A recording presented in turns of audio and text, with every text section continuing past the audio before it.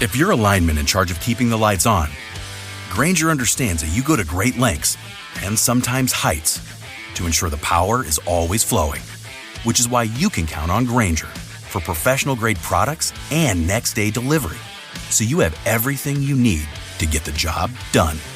Call 1-800-GRAINGER, click Grainger.com, or just stop by. Grainger, for the ones who get it done.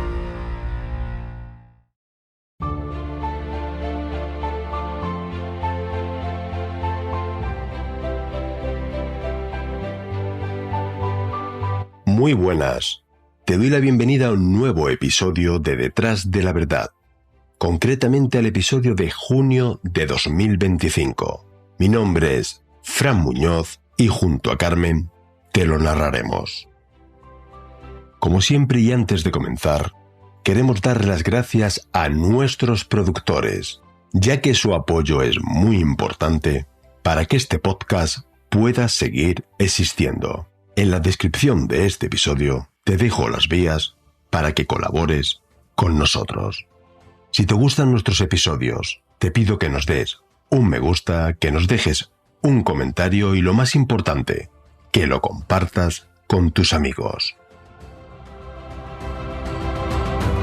En el episodio de hoy nos trasladamos al año 1992. Un año de efervescencia para España que pretendía dar una imagen al exterior de país sólido y moderno, con la celebración de dos eventos internacionales tan importantes como los Juegos Olímpicos celebrados en Barcelona y la Exposición Universal de Sevilla, la añorada Expo 92. Aguilar de Campoo es un pequeño municipio de Palencia, en Castilla y León, que en 1992 tenía unos 7.000 habitantes, conocido por su industria galletera y por el embalse de Aguilar. Desde el año 2017, el municipio se encuentra incluido en el Geoparque de las Loras, el primer geoparque de la UNESCO en Castilla y León. Manuela Torres Buguefa tenía 13 años.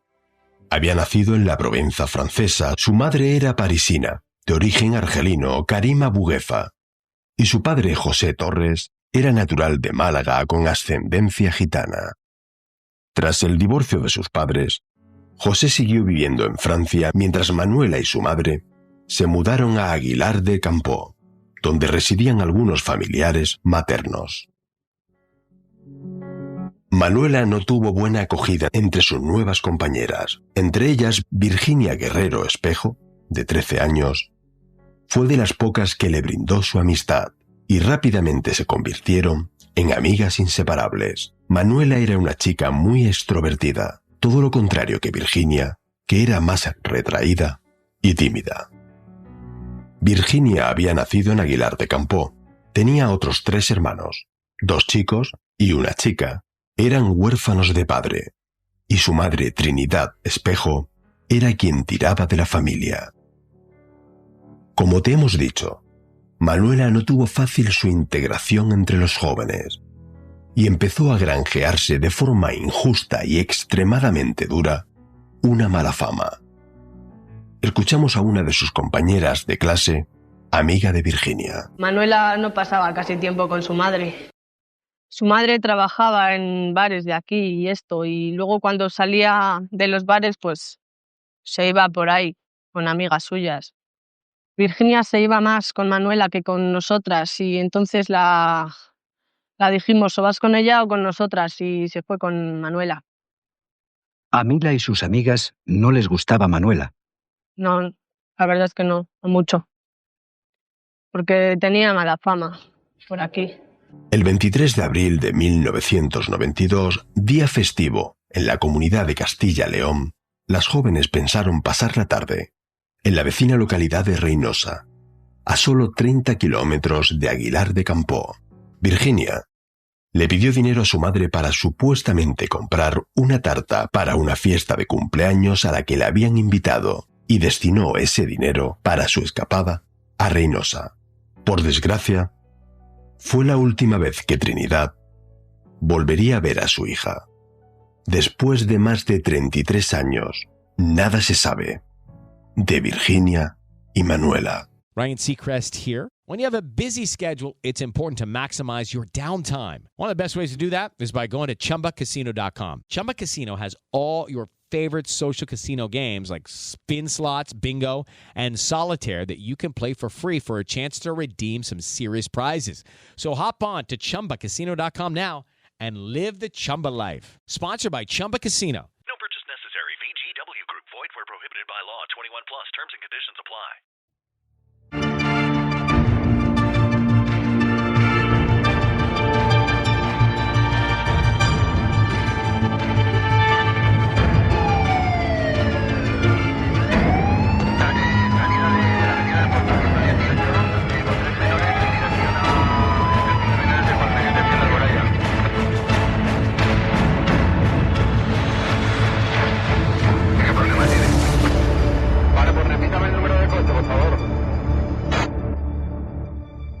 Detrás de la verdad. Un recorrido por la historia negra de nuestro país.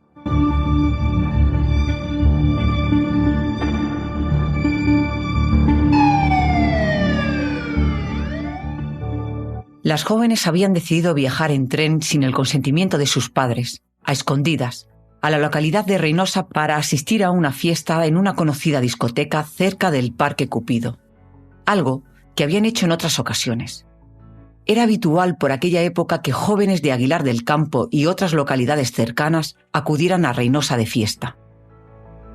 Le propusieron unirse a la escapada a una tercera amiga de ambas, Alicia, a la que se encontraron en los salones recreativos, pero ésta declinó la invitación al conocer que las jóvenes tenían pensado volver haciendo autostop, una práctica muy habitual entre los jóvenes de la España de 1992, que no eran capaces de pensar en el peligro que podían tener al montar con un desconocido o desconocidos de noche en un vehículo.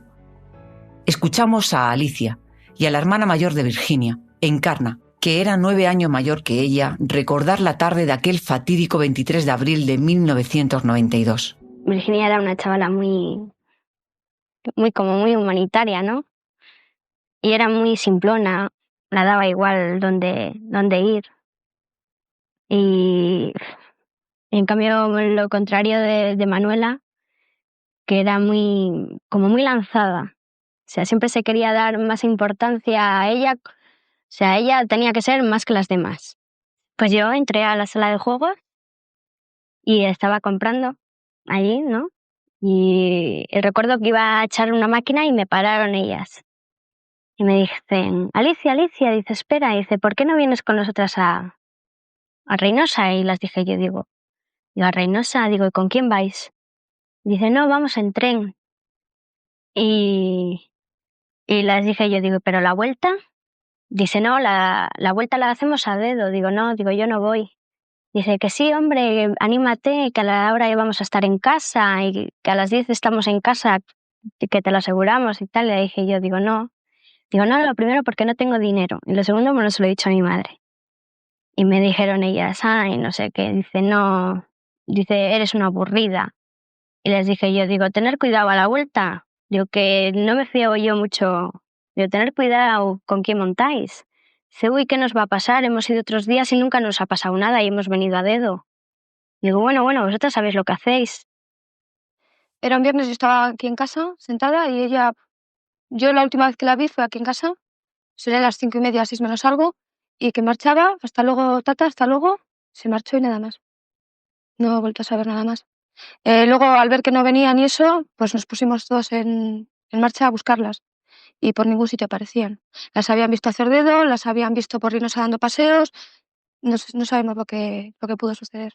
Virginia y Manuela subieron al tren sin el consentimiento de sus padres a las 5:20 de la tarde en dirección a Reynosa. Un trayecto, como te hemos dicho, de 30 kilómetros que recorrieron en apenas media hora. A las 6:20 de la tarde, llegaron y se dirigieron a la discoteca próxima al Parque Cupido de la localidad, a escasos 400 metros de la propia estación. Sobre las 9 de la noche decidieron regresar. Tenían que estar en casa a las 10:30. Fueron a pie hacia la estación de Renfe. La dejaron al margen y continuaron haciendo autostop por la misma avenida de Castilla. Una travesía mal asfaltada y poco iluminada en las afueras de Reynosa, buscando quién las podía acercar a casa. a tan solo 600 metros de la estación en dirección contraria al Parque Cupido y próximas a una conocida empresa de galletas de Reynosa, fueron vistas por última vez. Les paró un SEAT 127 de color blanco, matrícula de Valladolid, conducido por un varón. Les preguntó dónde iban. Ellas repitieron un par de veces a Aguilar de Campo. Una vecina de Reynosa, Esperanza Díaz, fue testigo de cómo las niñas se montaban en el vehículo. El hecho de que Virginia y Manuela tuvieran que repetirle hacia dónde se dirigían parecía indicar que el conductor no las conocía. Escuchamos a la propia Esperanza contarlo. Venía con mi sobrina, una niña de 10 años, y al llegar a este punto vimos dos niñas haciendo autostop. Hemos seguido para adelante y no sé, como a 50 metros. Es cuando oímos que para un coche y entonces nos quedamos parados mirándolo. ¿Por qué se queda mirándolo? Por la curiosidad de saber estas niñas dónde van. ¿Usted se quedó con la preocupación? Sí, y entonces oímos que dicen que Aguilar. O sea, que usted pudo oír que ellas decían Aguilar, con Sí. lo cual, interpreto, no era una persona conocida, sino que era un desconocido. Para mí que era desconocido, sí, porque si no, no las pregunta que dónde van. ¿Cuánta gente iba en el coche, Esperanza? Yo solo vi a un chico. Y yo vi que una entra atrás y otra entra adelante. ¿Y usted recuerda perfectamente a esas niñas subiendo en ese coche? Sí. ¿Y usted ve un coche como este? Pues sí, un coche como este. Un SEAT 127 blanco. Sí, sí, sí. ¿Y cuándo se entera usted de que esas niñas han desaparecido? Pues si no fue al día siguiente, fue a los 2 días. ¿Y cómo se entera? Nos conocemos todos. Y claro, y cuando dijeron que unas niñas que estaban donde Cuétara haciendo autostop, digo, pues justo las que hemos visto nosotras, mi sobrina y yo. ¿Qué es lo primero que le pasó a usted por la cabeza, Esperanza? Pues el pesar de no haber cogido la matrícula del coche. Porque otra cosa no podíamos hacer. Y no lo hicimos, claro. La madre de Virginia se preocupó al ver que su hija no regresaba del supuesto cumpleaños, y es que era una niña muy puntual y debía de estar a las 10:30 en casa. Llamó a la madre de Manuela y a alguna amiga por si se hubiera retrasado en su casa con ellas, pero cuando comprobó con desasosiego que nadie sabía nada de Virginia ni de Manuela, todas las alarmas saltaron cuando alguien le insinuó que su hija se podría haber marchado en tren con Manuela a Reynosa. El miedo y la desesperación se adueñó de la familia de ambas, que acudieron al cuartel de la Guardia Civil de Aguilar a denunciar los hechos. Pero era 1992. El protocolo de actuación en caso de desaparición de menores de aquel tiempo nada tiene que ver con la actualidad. Entonces, en todo el territorio español, era normal esperar unos días antes de tramitar la denuncia por si se trataba de una desaparición voluntaria. Un error bastante grave al no aprovechar las primeras horas que son cruciales y muy importantes en toda desaparición. Tuvieron que pasar varios días hasta que se tramitó la denuncia por la desaparición de las jóvenes. En esos primeros días, se pensaba que podría tratarse de una desaparición voluntaria. Fueron varios los testigos que vieron cómo el padre de Manuela le había agredido en plena calle y pensaban que por tal motivo, tal vez, la joven había decidido huir, acompañada de su inseparable amiga Virginia. Fue investigado por si hubiera tenido algo que ver en la desaparición de su hija, pero rápidamente fue descartado como sospechoso. Un hombre que quedó totalmente destrozado y con graves problemas psiquiátricos de por vida. Una paliza, 2 guantazos a una niña. No, una paliza para mí, ¿no? Todo padre en el mundo le puede pegar un guantazo a su hija si ha cometido una tontería. Si no, le va a hacer palma. Me irrité porque yo quería que se vengan a Francia las dos. Por desgracia y tristemente, durante los primeros 10 días, poco o nada se hizo tanto policial como judicialmente, mientras que amigos, familiares y vecinos buscaban a las niñas desesperadamente, convencidos de que no se habían marchado de forma voluntaria. Ese retraso en las primeras tomas de declaración a testigos supuso una gran lacra para la resolución del caso. Así nos lo cuenta Pedro Santos, antiguo jefe de Policía Judicial. ¿Qué pasos se van dando en esos primeros días posterior a la desaparición? Pues prácticamente no se hace nada. O sea, es duro decirlo, pero es que fue así. Y el juez, en un auto, cita a los familiares de estas personas 10 días más tarde. Los medios de comunicación se volcaron con la extraña desaparición de las jóvenes. Le dieron un importante eco mediático involucrando a toda España y al extranjero en la búsqueda de Virginia y Manuela. El importante y conocido programa de la época ¿Quién sabe dónde?, presentado por Paco Lobatón, se volcó con la desaparición. Aparecieron hasta 4 personas diferentes que declararon haber visto a las niñas subirse a aquel SEAT 127 blanco. Esperanza, a la que ya hemos escuchado, fue una de ellas. La petición de colaboración ciudadana provocó innumerables llamadas de personas que aseguraban haber visto a las niñas en una y otra parte del país, incluso en Francia, donde la Interpol abrió algunas líneas de investigación que no dieron resultado. Escuchamos a los padres de Manuela, a la madre de Virginia y a su hermana Encarna desesperados en el programa ¿Quién sabe dónde? Es lo típico, de la pareja que se separa o el padre rapta al hijo o la hija o la madre. Eso es lo típico que pasa. Y la gente, bueno, Sí. lo primero que van a decir, el padre está allá, el padre se la ha llevado. Pero Sí, cada uno lo piensa. Sí. Yo no fuera esperado 2 años para ayudarme a mi niña. Pueden estar en Francia, es posible. O sea, dado a que la gente lo dice, yo pienso que es por, primero, la cría es francesa. Se domina el francés perfectamente. Habla el francés, pues bueno, como yo el castellano, muy bien. Mi corazón me dice que están vivas. No una, las dos. Yo hablo por las dos, ¿eh? Porque no siendo mi niña la otra, yo es una niña. Y los niños no hay que tocarlos. Virginia, se me está viendo, vuelve a casa. Que todos estamos esperando, tus primos, tu familia, todos, tus hermanos. Estamos en ti muy, muy tristes, todos. No, no ha vida para nosotros eso. Se me está viendo, vuelve a casa. Si me ves, Manuela o Virginia, por favor, volved a casa. Que os queremos mucho, tanto Virginia, tus padres, como Manuela. Manuela, no tengas miedo de nada, por favor. Y que vuelva a casa.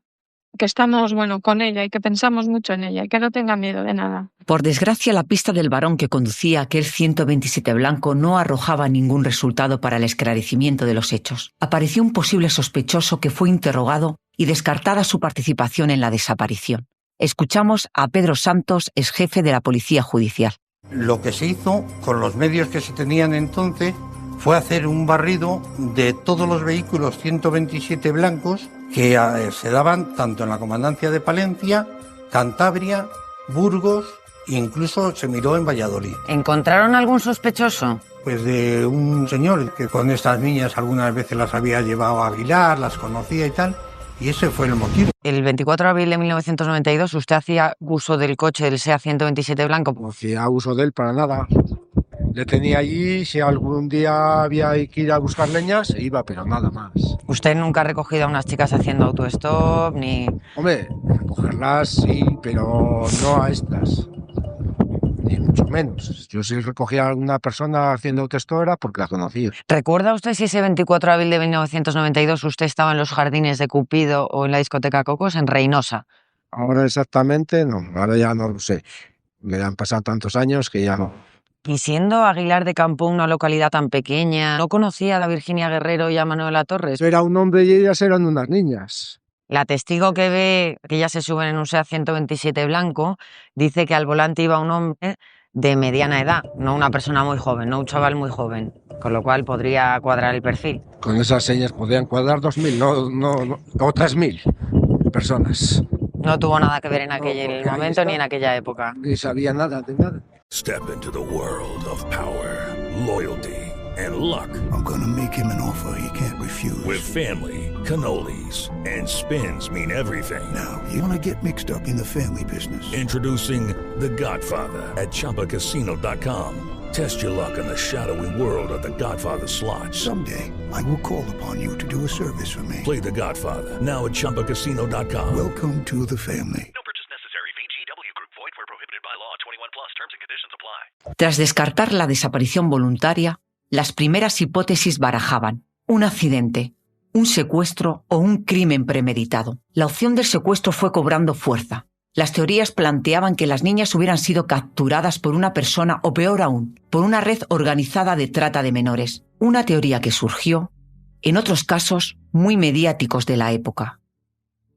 Entre las múltiples llamadas de colaboración ciudadana recibidas, muchas afirmaban que las niñas habían sido vistas en diferentes clubs de alterne de Burgos, Benavente y Palencia, lo que reforzaba la teoría de la trata de personas. Pero todas las comprobaciones de estas informaciones resultaron ser falsas. Las llamadas de personas a la familia fueron innumerables durante meses. Entre esas llamadas, su hermano, Emilio, cogió una de madrugada que nunca olvidará.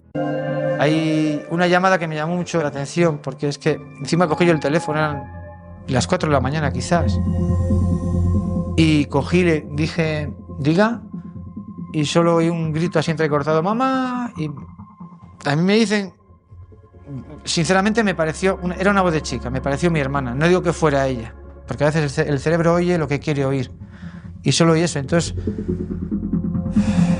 también me queda esa duda, ¿sería ella? No lo sé. La hipótesis del presunto secuestro de las menores cobraba fuerza entre los investigadores. En este sentido, se recibieron varias llamadas desde Valladolid donde pedían un rescate por la liberación de las menores. Fueron 3 llamadas que se realizan al puesto de la Guardia Civil de Aguilar del Campo, donde una persona que por el acento puede ser francés dice tener a las niñas y que pide un rescate de 25 millones de pesetas. Dice que las tiene en un sótano y que si no se accede a la entrega de ese dinero, pues lógicamente vamos a tener un cadáver al día siguiente. Se montó un servicio de vigilancia y control, pero esa persona no apareció ni apareció nadie que pudiera causar sospechas de que estuviese relacionada con el hecho. Los medios de comunicación y diferentes programas de la época dieron una gran repercusión a la noticia durante los meses sucesivos. Pero en noviembre de 1992, toda la cobertura mediática se volcó cuando salió a la luz uno de los casos más duros de nuestra historia negra, el caso de la desaparición de Toñi, Miriam y Desiré, conocidas como las niñas de Alcácer, y el posterior hallazgo de sus cadáveres.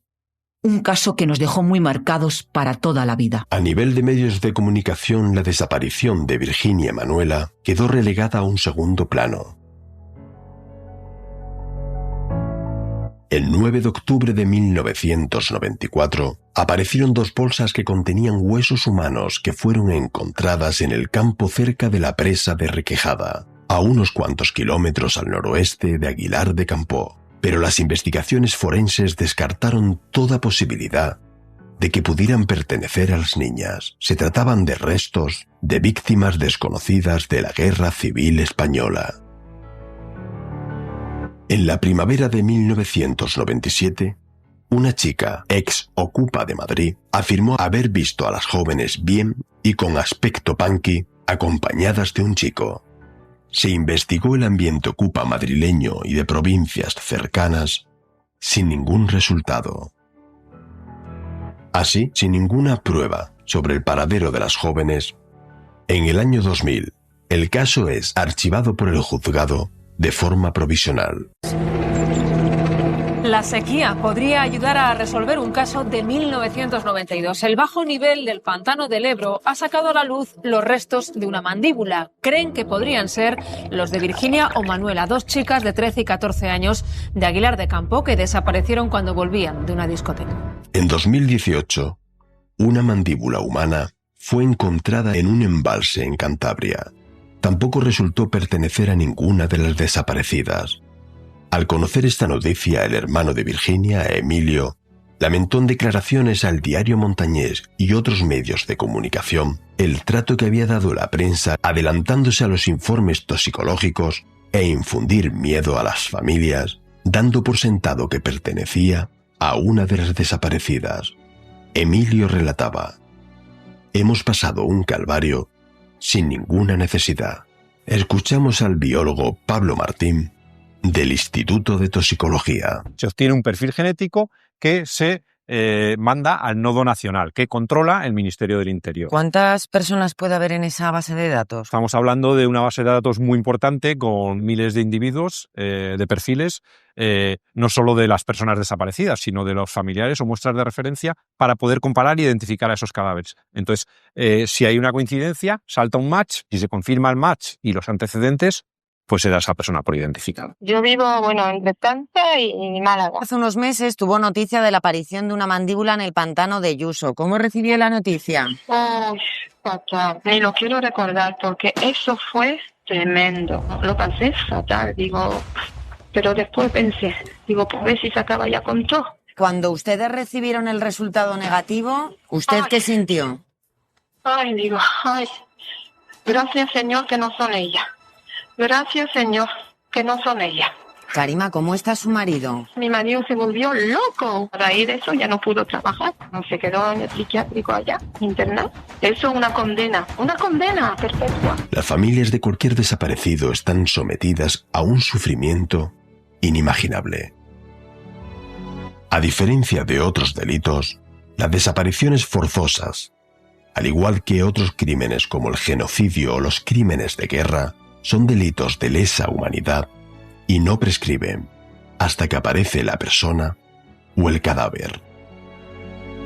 En el año 2021 se produjo un hecho muy importante y que conseguiría levantar el archivo del caso. A raíz y gracias a la emisión de un programa de televisión dedicado a crímenes sin resolver y desaparecidos, una testigo llamó al programa afirmando que un año antes de la desaparición de Manuela y Virginia, ella, junto con otra amiga, sufrieron un intento de rapto por un joven con buena presencia que también conducía un SEAT 127 blanco e intentó secuestrarlas. Nunca habían contado nada antes, porque eran menores y porque tenían miedo a que sus padres se enteraran de que habían estado haciendo autostop. Gracias al programa de televisión, Carmen Balfagón y Ramón Chipirras, reconocidos criminólogos y abogados, conocieron a los familiares y se sorprendieron que estos no estuvieran presentados como acusación particular y que desconocieran datos del sumario, y de forma altruista se ofrecieron a prestarles cobertura legal. Bueno, nosotros entramos en contacto con Emilio y con Karima, pues a raíz de la grabación de un programa para un medio de comunicación. Entonces, cuando yo les pregunto que, pues qué saben del sumario, por qué no se ha movido ninguna pieza en tantos años, entonces me dice que no saben nada del sumario. Claro, evidentemente no saben nada del sumario porque no estaban personas las familias en el procedimiento a través de un letrado. Entonces, me pareció tan triste esa situación, unido, pues a la pérdida de tanto tiempo, desde el año 92, que de manera altruista, yo, que soy abogada también, me personé en la causa y hicimos un informe criminológico sobre la desaparición de Manuela y de Virginia. Pues en nuestro informe criminológico que presentamos en el mes de abril a la juez, hay varias líneas de investigación que nos sorprenden mucho que no se han seguido. No vamos a indicar ni nombres ni apellidos ni vehículos, pero hay líneas de investigación independientemente de esta nueva línea que surge en el año 2021 que no se concluyeron en su día. Yo estaba convencida que alguien había visto más de lo que realmente se habían dicho las testificales y pedí ayuda y colaboración ciudadana. Y nosotros ya habíamos pedido nuestras diligencias, pero es verdad que en ese camino de por medio, pues aparece una persona que dice que había tenido la misma experiencia que pudieron tener Manuela y Virginia. Por lo menos la relación y el modo de cómo se habían producido los hechos, ese modus operandi, había sido lo mismo que a ella les había pasado, también siendo adolescentes, también con un SEAT 127 blanco y también con un señor de las características que yo había descrito en este programa. Pues tenemos ese testimonio que, como existe secreto de actuaciones, pues nosotros tampoco conocemos realmente hasta dónde llega ese testimonio, en qué consiste, pero que en principio, por lo que se sabe y lo conocemos por los medios de comunicación, pues es una persona que por aquella misma época y a raíz de este programa de televisión, pues ha puesto en conocimiento de la Guardia Civil que a ella le sucedió algo parecido, que según parece lo había ocultado a su familia y por eso ha tardado tanto tiempo en decirlo, pero claro, tanto tiempo es que son muchos años los que ha tardado en decirlo. Esta testigo fue clave y volvió a plantear la sospecha de que un depredador y secuestrador en serie hubiera estado actuando por aquella zona.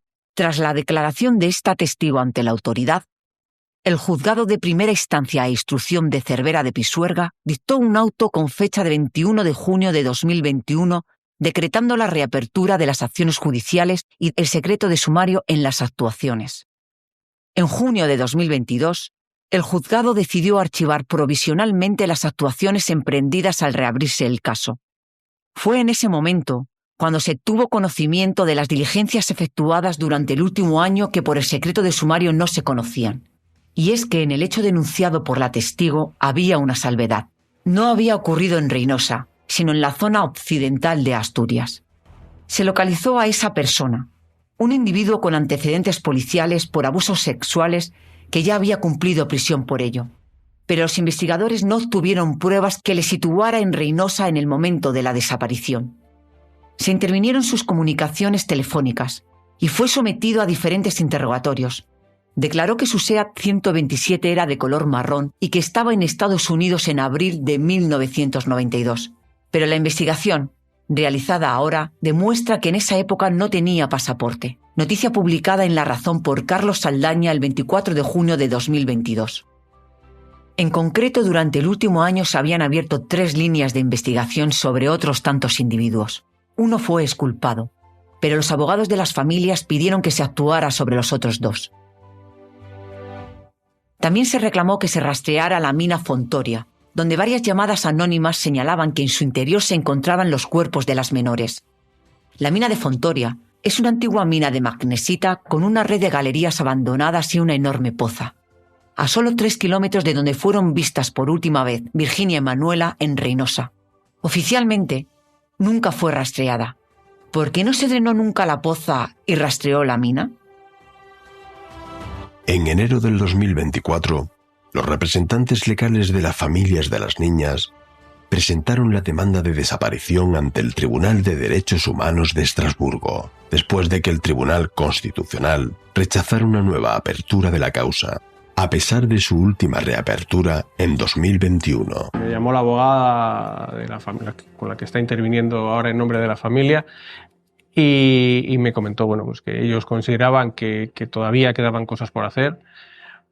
Yo tal vez, como he estado dentro del procedimiento durante todos estos años, pues considero que no me voy a oponer, por supuesto, a lo que pide la familia. Todo lo que pida me parece razonable y para buscar la tranquilidad, y nunca se sabe, ¿no? En algún momento puede saltar la liebre, pero no deja de ser repetición de algunas cosas que ya se han hecho.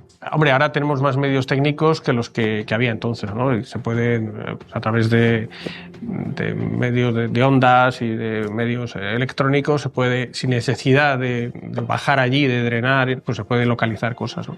Lo hemos visto en otros casos de desaparecidos, cómo se utilizan. Pero estamos hablando de hace 30 años. Yo soy muy poco optimista, por decirlo de una manera. Es cerrar, ¿no? Vamos, si las familias consideran que hay que hacer eso, pues a mí me parece lógico que se haga, porque no se quede ahí la duda de si a lo mejor podían estar ahí y no se hizo lo necesario. Si ahora los medios técnicos lo permiten y podemos llegar un poquito más allá, pues que se haga todo lo que sea necesario. Eso no quita para lo que digo. Las perspectivas no son buenas, lógicamente. Sí que es verdad que hay que agradecer a la Guardia Civil, pues eso, todo el esfuerzo que ha hecho, que no se ha contentado únicamente con seguir esa nueva línea de investigación que aparecía, sino que han vuelto a repetir toda la investigación o la parte más importante de la investigación que se realiza en su día. Que salvo que haya un golpe de suerte, y eso yo lo pongo desde el punto de vista más que de investigación, de que la persona que haya cometido el delito, que haya hecho lo que haya sido con estas niñas, pues en un momento determinado se arrepienta y por lo menos lleve la paz y la tranquilidad a las familias contando lo que ha sucedido. Pero eso, quitando esa posibilidad, yo no creo que podamos saber nada más. It is Ryan Seacrest here. There was a recent social media trend which consisted of flying on a plane with no music, no movies, no entertainment. But a better trend would be going to ChumbaCasino.com. It's like having a mini social casino in your pocket. Chumba Casino has over 100 online casino-style games, all absolutely free. It's the most fun you can have online and on a plane. So grab your free welcome bonus now at ChumbaCasino.com. Sponsored by Chumba Casino. No purchase necessary. VGW Group. Void where prohibited by law. 21 plus. Terms and conditions apply. Hasta aquí el episodio de hoy. Gracias a la persistencia de sus familias y a la ayuda de Carmen Balfagón y Ramón Chipirras, han conseguido que se siga luchando por la verdad y mantener vivo el recuerdo de Virginia y Manuela. Tanto Emilio como Encarna, hermanos de Virginia, han sido un ejemplo de lucha constante en representación de su familia, junto con Karima, la madre de Manuela. Incluso han apelado desesperadamente a la humanidad y generosidad del presunto asesino para que de forma anónima admita qué pasó e informe del lugar donde se encuentran las niñas para poder descansar. Con la realización de este episodio, pretendemos aportar nuestro pequeño granito de arena para que la desaparición de Virginia Guerrero y de Manuela Torres no caiga en el olvido, deseando que sus familias y amigos puedan alguna vez conocer dónde se encuentran y qué les pasó. Quiero darte las gracias por acompañarnos hasta aquí, por dedicarnos algo tan preciado como es tu tiempo. No olvides, si te ha gustado, compartir el episodio con tus amigos, darle un me gusta, algo que para nosotros es muy importante. Antes de finalizar, mandar un fuerte abrazo a todos los integrantes del grupo de Telegram. Te emplazo como siempre al primer lunes del próximo mes, no sin antes recordarte que no te olvides de intentar ser feliz.